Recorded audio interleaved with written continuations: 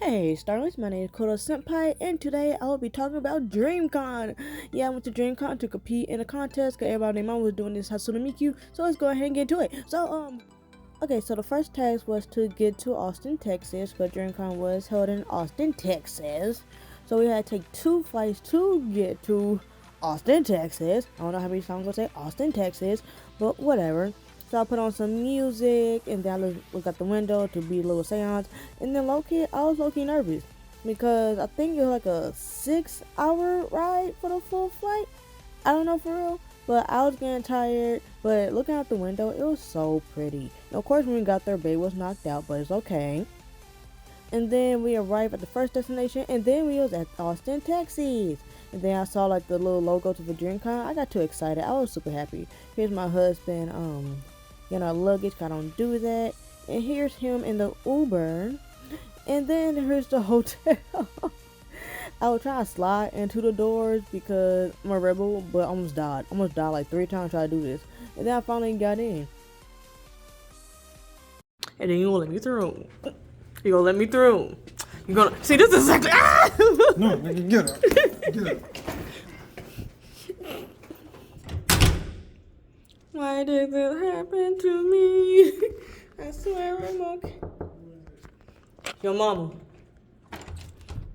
What's the password? Your mama. This is exactly what. Babe, why you got this recording? Huh? Why you got this recording? For funny shit. What funny shit? I would just happened like 30 seconds ago. And then this was war because he flicked me off, I flicked him off, we start flicking each other off, and then we were about to fight. So tell me who won in the comments. Think I'm on. Think I'm on. Make a circle, make a circle. Get him up, let him get up, let him get up, let him get up. Fight back, nigga. Fight back, nigga. Fight back. Get him up, let him get up, let him get up, let him get up.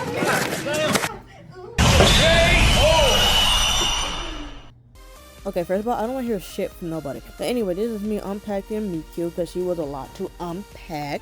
Because this is a big old cosplay. And, yeah. And this is the whole fit, kind of, sort of. And then right after I unpacked her, then I realized there was the missing battery. There was the phone battery. But I got some pizza because I was hungry. I was like, we can go ahead and do this later. So we just went to DreamCon. For the first day, day 1, I wore my little Naruto outfit. I was feeling cute. And then that's the line to get the badges. The badges. And then, like, the line was so long. We were waiting in line for, like, at least 2 hours. At least.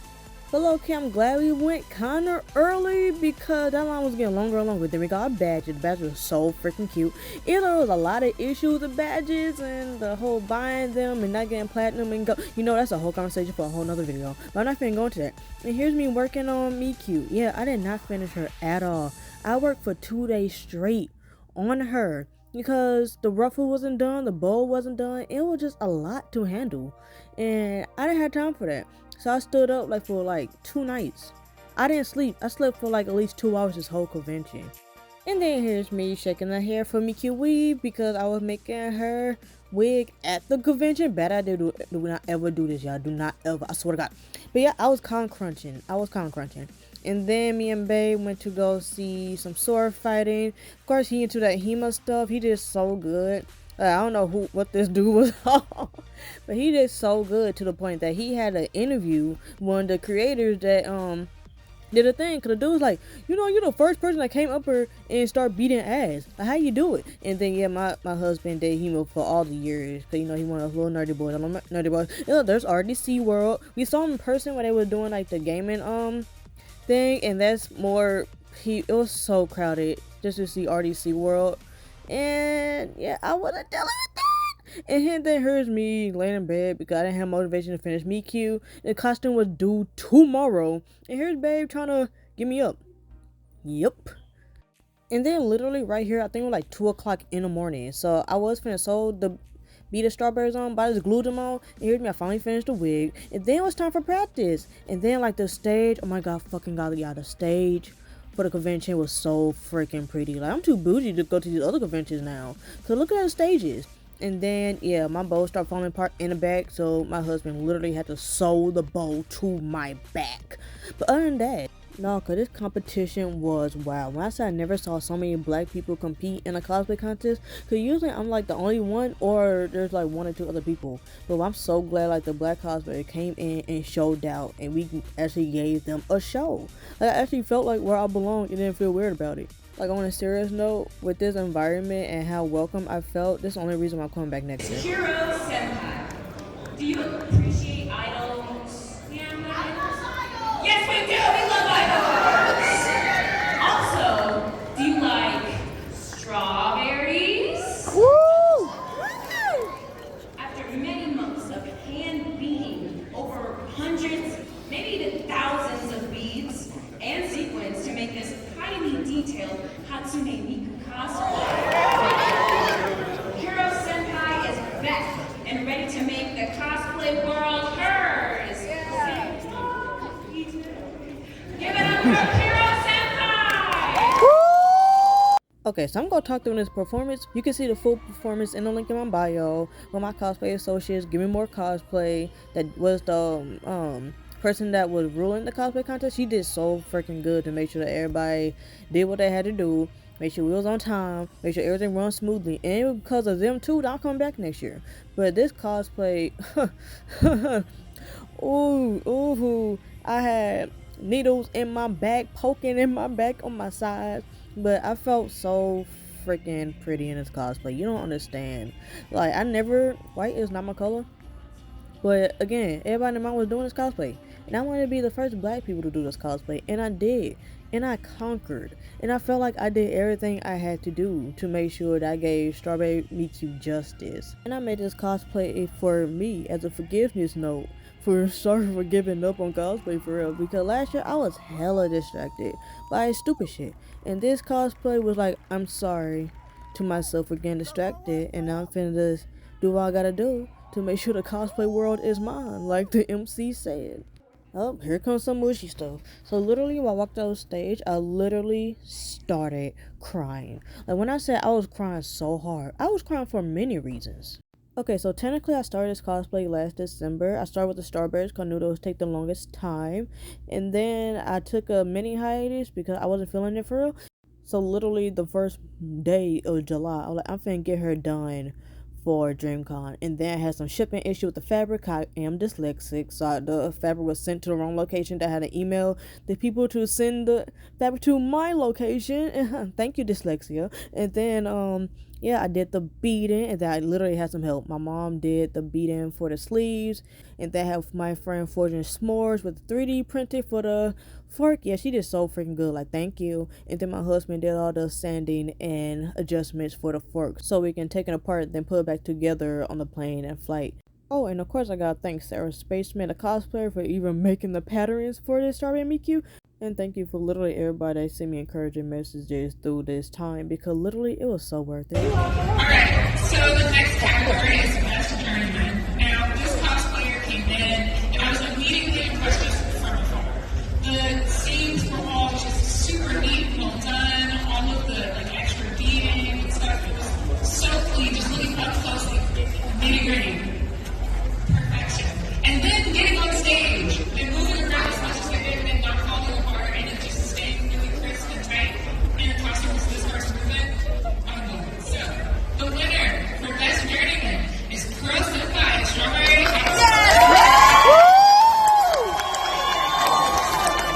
There she goes. Yes. Yes.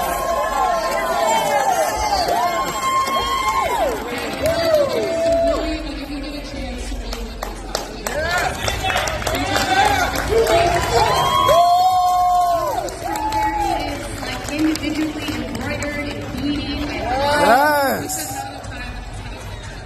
Get closer. Look at those decorative stitches she has all over this costume. There's even little embroidered daisies in the hair. Like, I highly, when I say, come up and, really get her all friends and look at it up close, I really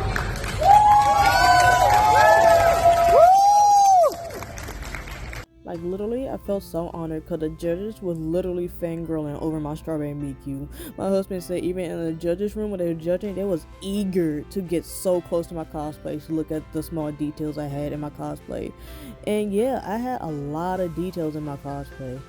No, like seriously, a lot. I might do a video about the tiny details, but other than that, these trophies are so freaking pretty. Like this is my first cosplay contest trophy. Everything else I got was like papers and certificates, but that was the first time I got. And I just want to say thank you to all the judges and stuff for seeing the small details and actually appreciating all the hard work I put in my cosplay.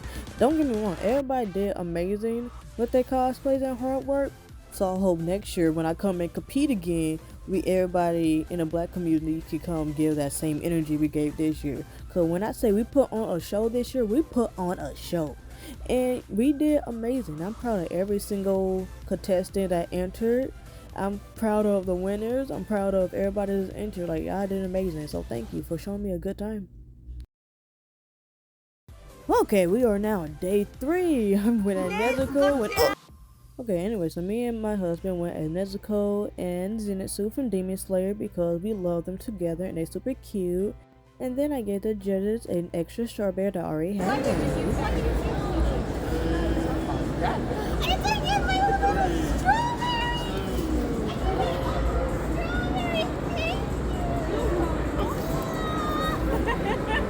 So this judge with Midnight Persona totally check her out. She was so freaking cute.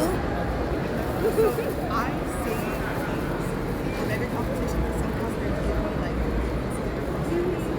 this is going on my cosplay. Oh my god!